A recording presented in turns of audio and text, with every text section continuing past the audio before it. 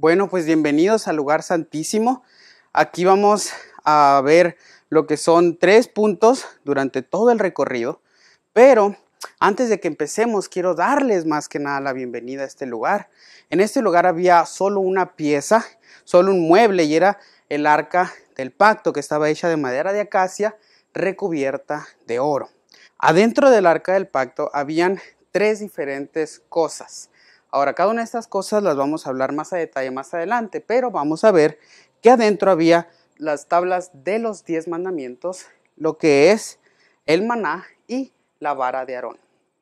Ahora, en este lugar solamente se entraba una vez al año y solamente una persona podía entrar a este lugar.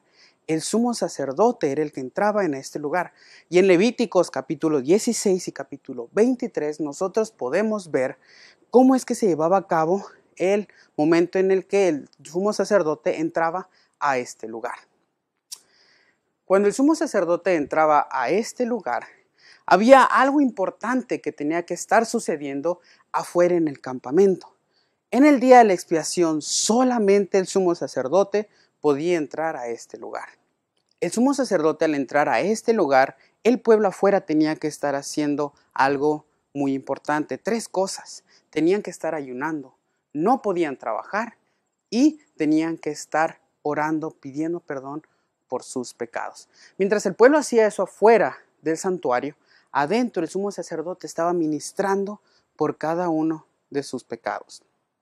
En el atrio entraba con 2 machos cabríos y se echaban suertes entre cada uno de estos machos cabríos. Uno iba a terminar representando a Jehová y el otro iba a terminar representando a Azazel. El que representaba a Jehová era sacrificado en el momento y se recogía la sangre en un vaso o un tazón. De ahí el sumo sacerdote se dirigía al lugar santo y en el lugar santo se dirigía a lo que era el altar del incienso. En el altar del incienso él tomaba un incensario como este, ponía brasas ardiendo e incienso. De ahí se dirigía a entrar al lugar santísimo.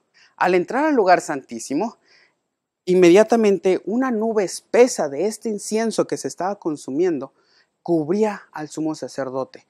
¿Por qué era esto? ¿Por qué era que necesitaba o por qué era que sucedía esto al momento en que el sumo sacerdote entraba al lugar santísimo? Bueno, si nosotros recordamos, entre los 2 ángeles que estaban sobre el arca del pacto se encontraba la presencia de Dios. El sumo sacerdote tenía que ser protegido y la forma que Dios protegía al sacerdote de su presencia era con el incienso que salía de este incensario. De ahí el sumo sacerdote se dirigía a lo que es enfrente del arca y con el tazón de sangre del cordero, del macho cabrío, que representaba a Jehová, que vimos que habían tomado la sangre del atrio. De esa sangre colocaba 7 veces sobre el propiciatorio y 7 veces ante el arca del pacto. De esto, el sumo sacerdote dejaba caer el incensario y se dirigía al lugar santo. En el lugar santo, él se dirigía de nuevo al mueble del altar del incienso, aún teniendo el tazón de sangre, y tocaba cada uno de los cuernos del altar del incienso. Ahora, nosotros vimos que en el altar del incienso era donde se guardaban los pecados durante el resto del año, ¿correcto? Ahora, el sumo sacerdote, al tocar cada uno de estos cuernos, simbólicamente todos los pecados del pueblo eran transferidos a él. Pero no quedaba ahí el día de la expiación. El sumo sacerdote todavía tenía que regresar al atrio, y en el atrio se dirigía al macho cabrío que simbolizaba a Azazel, ponía sus manos sobre este macho cabrío y simbólicamente los pecados del pueblo eran transferidos al macho cabrío representando a Azazel. De ahí, un hombre seleccionado de la congregación tomaba este macho cabrío, lo llevaba lejos del santuario, lejos del campamento, para que muriera por causas naturales. En el momento en que los israelitas veían a ese hombre sacando el macho cabrío del santuario, se regocijaban porque sabían que estaban salvos. Ahora vamos a ver la vida de Jesús reflejada a través de lo que era todo el día de expiación y cómo es que esto más adelante nos ayuda a nuestra vida espiritual. Ahora nosotros vamos a ver cómo la vida de Jesús está representada a través del día de expiación. Nosotros sabemos en Hebreos 8:6 dice, pero ahora tanto mejor ministerio es el suyo, cuanto es mediador de un mejor pacto establecido sobre mejores promesas. Este versículo nos muestra que Jesús es nuestro sumo sacerdote. Todo lo que hizo el sumo sacerdote en el día de la expiación, Jesús lo está haciendo por cada uno de nosotros. Ahora repasemos lo que hacía el sumo sacerdote. El sumo sacerdote al entrar al lugar santísimo, él traía dos cosas. Vimos que traía el tazón con sangre y vimos que traía de igual forma el incensario. Ahora, nosotros sabemos que tenemos un sacerdote, un sumo sacerdote, que está ministrando por cada uno de nosotros. Y así como el sumo sacerdote en aquel entonces traía la sangre y el incensario, así Jesús también trae esas dos cosas ante el arca del pacto. Pero ahora, ¿qué estaba en medio de estos dos ángeles? La presencia de Dios. Jesús está trayendo el incensario que nosotros ya vimos en el lugar santo, que representa las oraciones de cada uno de nosotros, pero de igual forma trae el tazón de sangre. ¿Y la sangre de quién? Hebreos 13:12 nos dice, por lo cual también Jesús, para santificar al pueblo, mediante su propia sangre, padeció fuera de la puerta. Jesús está trayendo ante la presencia de su Padre su sangre. La sangre de Él mismo está siendo presentada frente a Dios nuestro Padre. Y Jesús le está mostrando que Él ya pagó la deuda del pecado. Y Jesús pide perdón por cada uno de nosotros. Ahora, ¿cómo nosotros podemos ser perdonados? Confesando nuestros pecados. Así como Jesús traía esa sangre para el perdón de nuestros pecados, a través de nuestras oraciones, el incensario, nosotros podemos pedir perdón por nuestros pecados. Hay un momento en el que Jesús va a regresar a la tierra. ¿Se acuerda que vimos en el atrio que el color bronce representaba la tierra? De igual forma todo lo que pasara en el atrio. Jesús va a regresar a la tierra y va a poner el pecado de cada uno de nosotros sobre Azazel, o el macho cabrío que representaba a Satanás. Ahora, nosotros sabemos que hoy en día vivimos en este momento en la historia celestial. Jesús está ministrando en el lugar santísimo el día de hoy por cada uno de nosotros. ¿Cómo sabemos esto?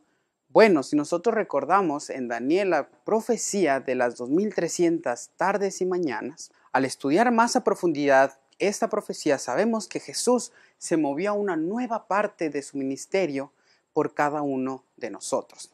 Aquí nosotros recordamos el sumo sacerdote venía enfrente del arca, ponía sangre 7 veces sobre el propiciatorio y 7 veces ante el arca del pacto, ¿correcto? Ahora, si nosotros vemos, se utiliza el número 7 2 veces. 7, ¿por qué? Porque nosotros sabemos que es un número perfecto. El sacrificio y la crucifixión de Jesús por cada uno de nosotros fue perfecto. Nosotros recordamos las 7 veces que Jesús fue herido. La primera cuando fue golpeado en la espalda, la segunda cuando le pusieron la corona de espinas, la tercera y cuarta cuando él fue crucificado en la cruz y fueron 2 clavos en cada una de sus 2 manos. La quinta y sexta fue los 2 pies que fueron atravesados por el clavo nuevamente, y la última cuando Jesús ya había muerto y le clavaron una lanza en su costado. El sacrificio de Jesús por cada uno de nosotros fue perfecto, pero aún recordamos que esa sangre también era la sangre de Él mismo que trajo ante Dios. En estos días nosotros tenemos la oportunidad de pedir perdón por cada uno de nuestros pecados. Recordamos que vimos que el incensario son las oraciones que nosotros descendemos al cielo para pedir perdón por cada uno de nuestros pecados. Ahora, hay un momento, como nosotros vimos, que el sacerdote iba a dejar caer este incensario al suelo. Cuando nuestro sumo sacerdote deje caer el incensario al suelo, nuestras oraciones ya no podrán ser escuchadas. A partir de ahí, nuestro sumo sacerdote va a regresar al atrio. Si nosotros recordamos, el atrio representaba la tierra. cuando Jesús regrese por segunda vez, nosotros vamos a darnos cuenta por qué el sumo sacerdote no sacrificaba al macho cabrío representando a Azazel, Satanás. Satanás va a morir por esa misma causa natural de su decisión, la decisión de estar en contra de Dios, la decisión de estar en contra de aquel que lo había creado y lo amaba y aún lo sigue amando a pesar de su decisión. Ahora, nosotros vimos que había una sola pieza del arca del pacto. Adentro habían 3 artículos: la vara de Aarón, el maná y las tablas de los 10 mandamientos. Primero vamos a hablar de la vara de Aarón. Ahora, nosotros sabemos que la vara de Aarón terminó teniendo hojas, flores y frutos al ser escogido como el sumo sacerdote que iba a ministrar este santuario. En Isaías 61:3 vamos a ver algo muy importante. Se les dará esplendor en lugar de ceniza, aceite de gozo en lugar de luto, manto de alegría en lugar del espíritu angustiado, y serán llamados árboles de justicia, plantío de Jehová para gloria suya.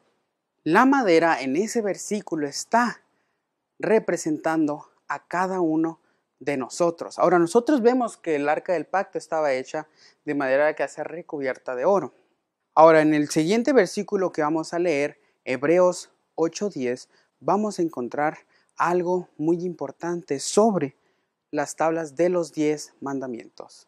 Por lo cual, este es el pacto que haré con la casa de Israel después de aquellos días, dice el Señor. Pondré mis leyes en la mente de ellos y sobre su corazón las escribiré, y seré a ellos por Dios y ellos me serán a mí por pueblo. Dios quiere que nosotros tengamos cada una de estas 3 cosas dentro de nuestros corazones y en nuestras mentes.